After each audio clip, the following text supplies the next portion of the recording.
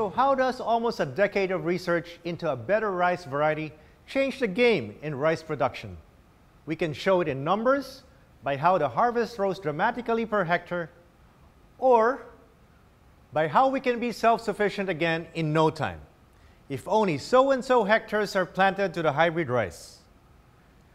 But the impact is best shown by how lives simply change for the better. This is SL Agritech Corporation's plantation in Ugong, Laguna. Rice production happens here.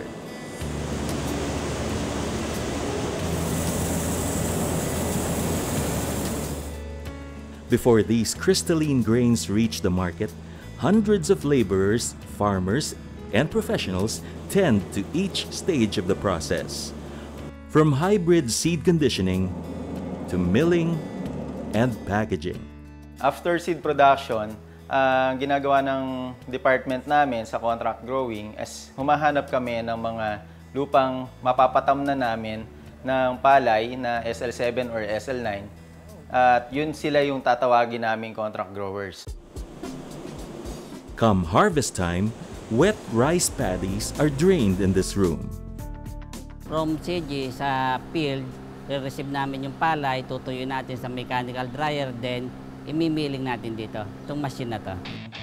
This is the machine used in milling SL Agritech's premium product, the Doña Maria rice. Ang milling natin, binubuo yan ng 10 machine plus color sorter, then i-input mong palay, paglabas niya, bigas na siya.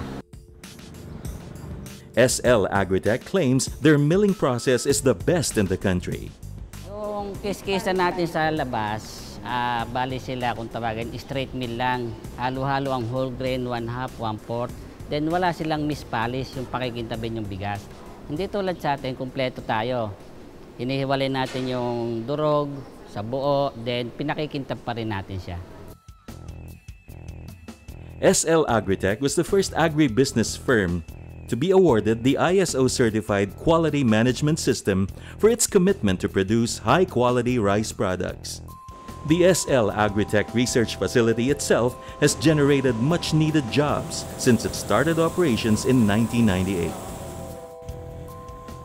Mang Andres owes much to SL Agritech. Maraming mga gani yung hybrid. Halos doble ang naaani ko kaysa sa inbreed. Nung kasi ako nagtatanim ng inbreed, halos sapat-sapat lang yung aking mga kinikita. So, hindi ko mapataas yung ani ko. So, talagang yung kinikita ko, halos doon lang pambayad ko lang sa panggastos. At may pinag-aaral pa akong mga anak. Jason Mirasol used to be a tenant farmer until he earned enough money to buy a rice field of his own. Ngayon, nasa 20 hectares na yung palayan ko. Tapos, kabila ko ng sasakyan, kabila ko ng mga lupa. For these two Laguna farmers, the hybrid rice seeds were like manna from heaven. They showed us their newly bought cars and the confidence only people assured about their future can have. Dahil po sa hybrid, napaganda ko ang buhay namin, napagtapos ko yung mga anak ko. Then, yun nga po, nakapagpundar ako ng mga ari-arian, nakabili ako ng lupa, nakabili ako ng sasakyan. Sa lahat ng magsasaka na gumagamit ng inbreed, gusto ko, try nyo. Wala naman sigurong masamang itry ang hybrid.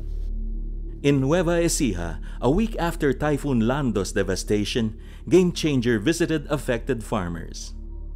This is the Talavera plantation in Nueva Ecija. Like the Laguna plantation, Doña Maria rice is also planted here. Dahil sa SL8, ang naipundar ko unang-una, nakapagdagdag ako ng lupa akong sinasaka. Tapos napag-aaral namin yung mga anak namin hanggang sa nakapundar ng isang tricycle noon. Ngayon meron ng medyo maganda-gandang sasakyan sa amin, pati yung bahay namin na paganda namin. The hybrid rice seed called SL8H has a potential yield of 7 to 14 tons and a record yield of 17 tons per hectare. In Cavans, the average yield of inbred rice is at 50 to 80 cavans per hectare. while the SL8H hybrid rice yield per hectare is 140 to 280 kabans. 1 kaban is 50 kilograms. Pag-aaral ko yung aking mga anak, nakapagpundar na ako ng service. Today, SL Agritech also has plantations in Davao. And it plans to expand more, not only to help people, but to help change the landscape of our farming sector. Game changer ang SL8 seeds kasi unang-una, ang naging impact dito sa aming barangay, gumanda ang kabuhayan ng mga magsasaka dito.